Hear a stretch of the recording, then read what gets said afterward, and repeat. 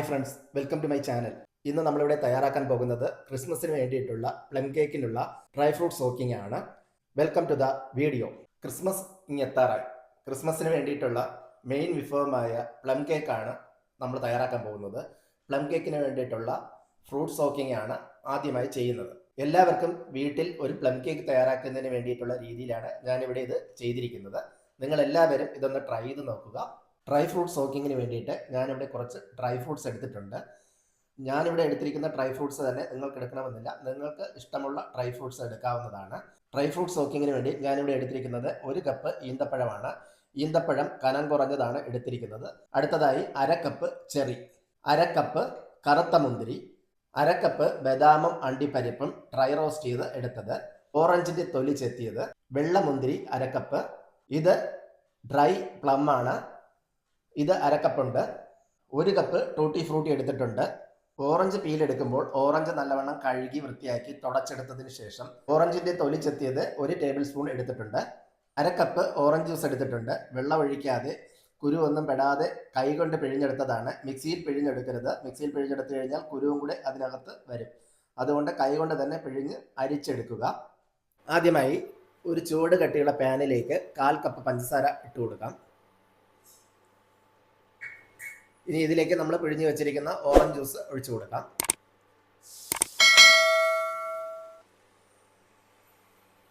കൂടെ തന്നെ 1 ടീസ്പൂൺ നാരങ്ങ നീര് കൂടി ചേർത്ത് കൊടുക്കാം. ഇതിലേക്ക് കേക്കിന് നല്ലൊരു ടേസ്റ്റ് കിട്ടുന്നതിന് വേണ്ടി ഇതിലേക്ക് 1 table spoon mixed fruit jam കൂടി ചേർത്ത് കൊടുക്കാം. ഫ്ലെയിം ഓൺ ചെയ്തിട്ടില്ല. ഇനി നമുക്കിത് ഒന്ന് നന്നായിട്ട് മിക്സ് ചെയ്തെടുക്കാം.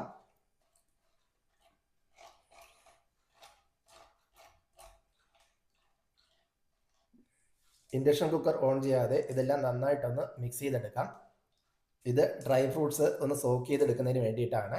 പഞ്ചസാര പാനിയൊക്കെ തയ്യാറാക്കുന്നത് പോലെ ഒരു നൂൽ കനത്തിന് തൊട്ട് മുന്നേ ഉള്ള അളവ് വരെ നമുക്കിതൊന്ന് ചൂടാക്കിയെടുക്കാം. ഇത് നല്ലവണ്ണം മിക്സ് ആയിട്ടുണ്ട്. ഇനി നമുക്ക് ഇൻഡക്ഷൻ കുക്കർ ഓൺ ചെയ്യാം. ഇത് പഞ്ചസാരയെല്ലാം നന്നായിട്ടൊന്ന് മെൽറ്റായി ഒരു നൂൽ പരുവത്തിന് തൊട്ട് മുന്നേ ഉള്ള ഒരു കൺസിസ്റ്റൻസിയിൽ നമുക്ക് റെഡിയാക്കി എടുക്കാം. ഇതിപ്പോൾ പഞ്ചസാര എല്ലാം ഉരുകി മെൽറ്റായി വന്നിട്ടുണ്ട്. ഒരുപാട് അങ്ങ് കട്ടിയാക്കി പോകേണ്ട. പഞ്ചസാരയൊക്കെ നന്നായിട്ട് ഉരുകി ഈ ഒരു കൺസിസ്റ്റൻസിയിൽ ആയി വന്നിട്ടുണ്ട്. ഫ്ലെയിം നന്നായിട്ട് ലോയിൽ വെച്ചതിന് ശേഷമാണ് ഡ്രൈ ഫ്രൂട്ട്സ് ഇട്ട് കൊടുക്കേണ്ടത്. ആദ്യമായി ഈന്തപ്പഴം ഇട്ട് കൊടുക്കാം. ഈന്തപ്പഴം ഇട്ട് നന്നായിട്ട് മിക്സ് ചെയ്തെടുക്കാം. അടുത്തതായി ഉണക്കമുന്തിരി ഇട്ട് കൊടുക്കാം. വെള്ള ഉണക്കമുന്തിരി, cherry, tutti Frooti, dried plum, orange peel എല്ലാം ചേർത്ത് നന്നായിട്ടൊന്ന് മിക്സ് ചെയ്തെടുക്കാം.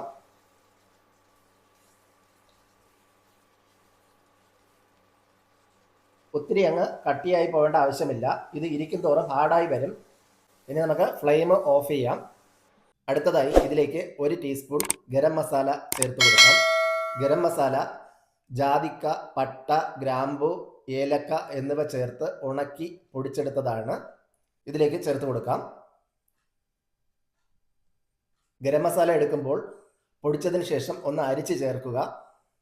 ഇനി ഇതിലേക്ക് 1/2 ടീസ്പൂൺ ചുക്കുപൊടി ചേർത്ത് കൊടുക്കാം.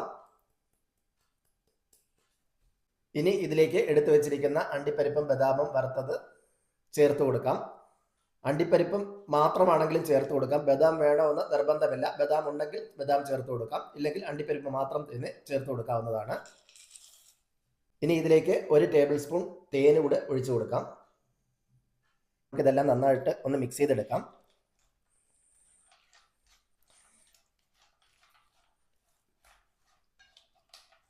ഈ ഒരു കൺസിസ്റ്റൻസിയിൽ ഡ്രൈ ഫ്രൂട്ട്സ് സോക്ക് ചെയ്തെടുത്ത് വയ്ക്കാം.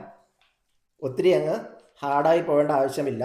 ഒത്തിരി അങ്ങ് ഹാർഡായി പോയി കഴിഞ്ഞാൽ നമ്മുടെ കേക്കിൻ്റെ ബാറ്ററിൽ മിക്സ് ചെയ്യുമ്പോൾ ബുദ്ധിമുട്ടായിരിക്കും. ഇത് നല്ലവണ്ണം തണുത്തതിന് ശേഷം ഒരു എയർ ടൈറ്റ് കണ്ടെയ്നറിൽ അടച്ച് സൂക്ഷിക്കാവുന്നതാണ്. എങ്കിലും ഫ്രിഡ്ജിൽ വെക്കാം. ഫ്രിഡ്ജിൽ വെച്ചില്ലെങ്കിലും കുഴപ്പമില്ല, പുറത്തിരുന്നാലും കുഴപ്പമില്ല. ഒരാഴ്ച വരെ ഇത് സൂക്ഷിച്ചതിന് ശേഷം കേക്ക് ഉണ്ടാക്കുമ്പോഴായിരിക്കും കേക്കിന് നല്ലൊരു ടേസ്റ്റ് കിട്ടുന്നത്. പിന്നെ അത്യാവശ്യമായിട്ട് കേക്ക് ഉണ്ടാക്കണമെങ്കിൽ ഇത് ഉണ്ടാക്കി വെച്ച് ഒരു 3 മണിക്കൂറിന് ശേഷം ഉണ്ടാക്കിയാൽ കേക്ക് തയ്യാറാക്കാവുന്നതാണ്. എന്നാൽ കേക്കിന് അത്ര ഒരു രുചി ഉണ്ടാകത്തില്ല. അപ്പോൾ ഒരാഴ്ച സൂക്ഷിച്ച് വെച്ചിരുന്നിട്ട് ഉണ്ടാക്കുന്നതായിരിക്കും ഏറ്റവും നല്ലത്. സോക്ക് ചെയ്ത ഡ്രൈ ഫ്രൂട്ട്സ് നന്നായിട്ട് തണുത്ത് വന്നിട്ടുണ്ട്. ഇനി ഇത് വെള്ളമയമില്ലാത്ത ഒരു ഗ്ലാസ് ജാറിലോട്ട് അടച്ച് സൂക്ഷിക്കാം.